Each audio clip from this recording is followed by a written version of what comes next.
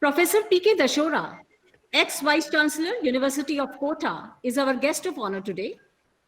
Professor Dashora is presently General Secretary Vidya Bharati, Rajasthan, General Secretary Pratap Gaurav Kendra Udaipur, Chairman Adarsh Vidya Mandir, Mount Abu, Chairman Bappa Rawal Society and Chairman Varanchal Shiksha Samiti. He was professor in Maharana Pratap University of Agriculture and Technology prior to his joining as Vice Chancellor. During his tenure, he was also Dean Student Welfare.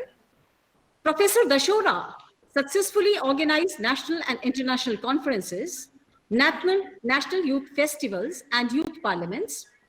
He has supervised more than 400 research scholars in the field of agriculture, dairy, and agricultural engineering. He has to his credit 4 international books, 80 research papers in national and international journals. Professor Dashora has been conferred with many awards and has been a BOM member and academic council in many universities.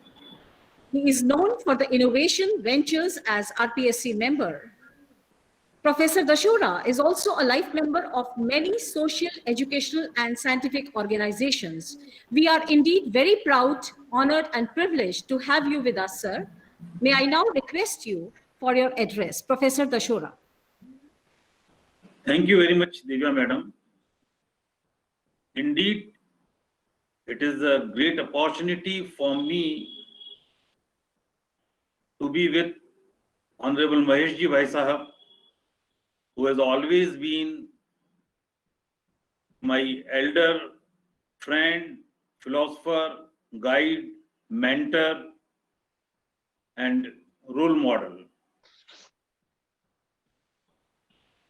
It is really a matter of pleasure that Professor S.D. Sharma, S.K. Sharma, Dinesh Swami, all are with us. Professor Agrawal has just entrusted me to go through the book and comment on it. I personally feel that reading a book is really a very difficult task.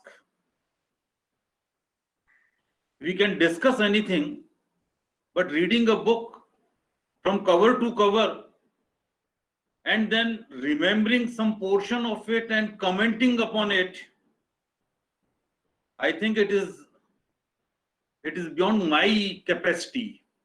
But still, if a friend gives some task, then it is my duty to do that.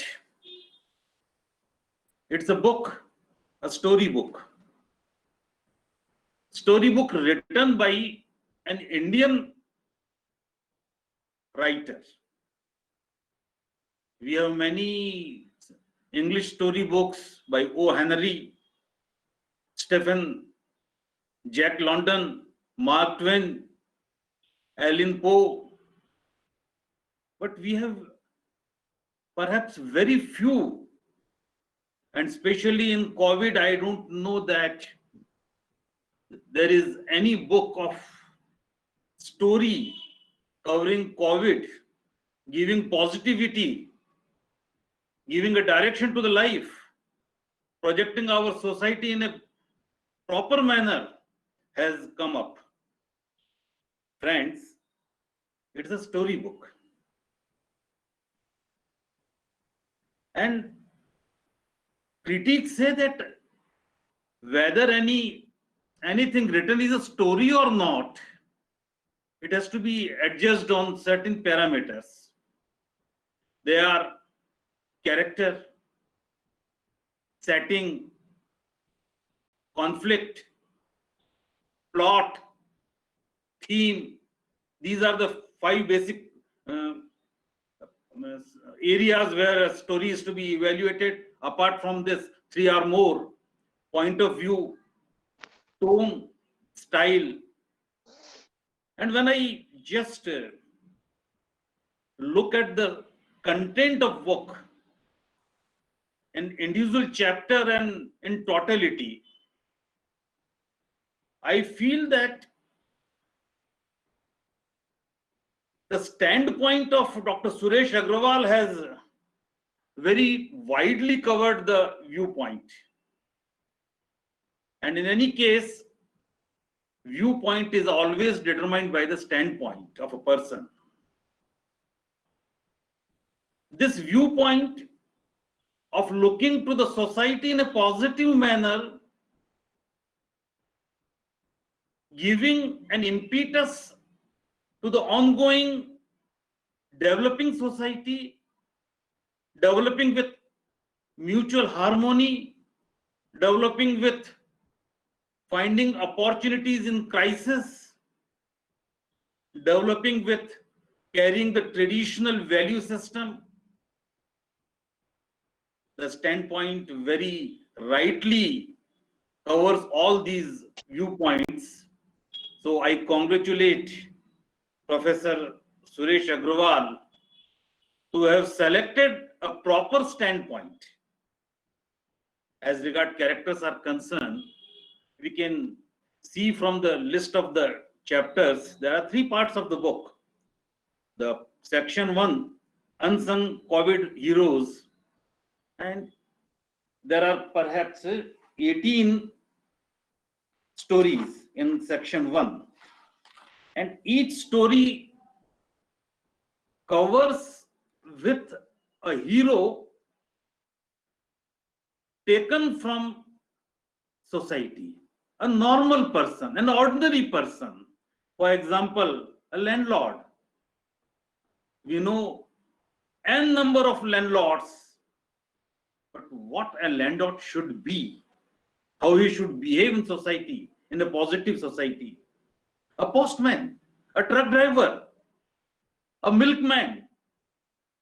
And not only the first story, no meat, no pandemic. There are all 18 such titles are very, very aptly selected from the society, covering the whole gamut of the society. There could have been some more characters, but the size of book also constrains the selection of the characters and writing on it. The part 2, it is Ballygolled workers. It shows that when lots of workers were migrating in the period of COVID, what problems they faced and how society came in helping them.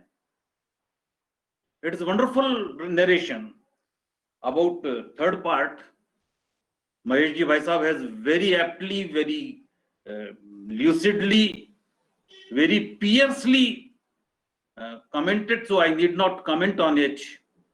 But friends, I say that and I feel that this whole book is written in a conversational style.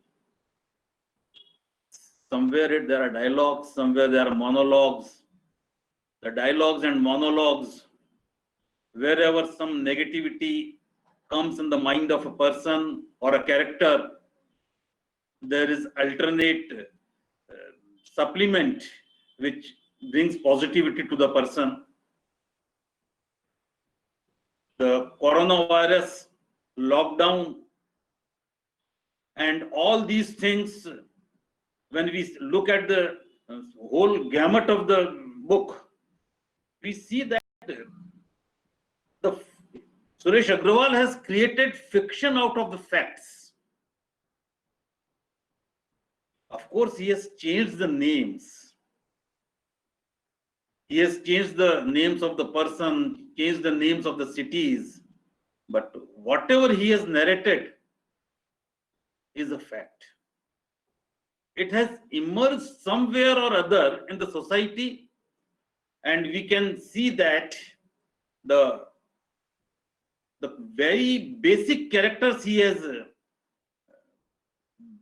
relied upon is the unity in diversity, is pluralism, is nationality, its life values in a person, and with a mission to create a new India, new Bharat, Nav Bharat. This Nav Bharat can come only when each individual is capable of analyzing himself with a positive spirit, These stories are about common men. And certainly a nation cannot be envisaged without common men. The common man, when he becomes a hero in the society, then he becomes the role model. I need not say anything, but among us, I have just mentioned my role model is Mahesh Ji Bhai Sahab, and he is a common man from a village of Rajasthan, and he is an icon.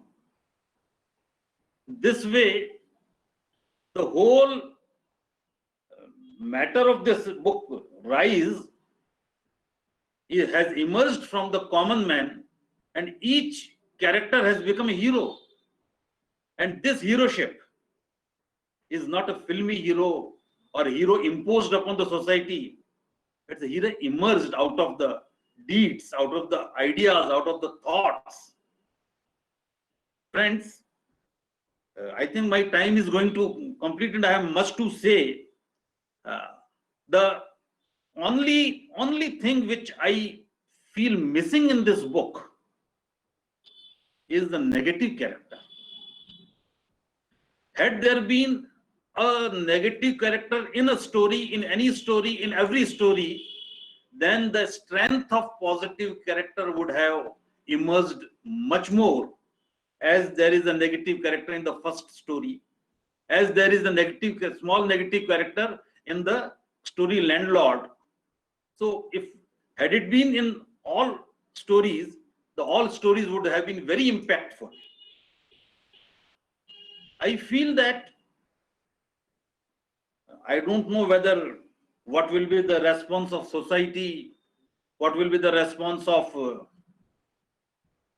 English teachers, English curriculum prepare workers, English experts, English professors, committee of courses in English. But I feel that some of the stories from this book should become a part of the curriculum of the +2 level students, so that some value is to be inculcated and can be directly inculcated in the minds of young generation. I remember story, How Much Land Does a Man Needs? I read in my schooling, written by a Russian author. You all know it. The impact of that story is still in my mind. So I feel that the stories should become a part of curriculum. The third portion of the third section of this book in itself can become a part of the college education, university education for students of literature. And one thing I would say that the book is written by a professor of English, so certainly to some extent it is out of the reach of understanding of a layman. The vocabulary used here is little bit out of the scope of a ordinary English knowing person. It could have been little simpler, but when we make it a part of the curriculum at college or school level, then certainly the level of vocabulary used is desirable. The sentences are very simple.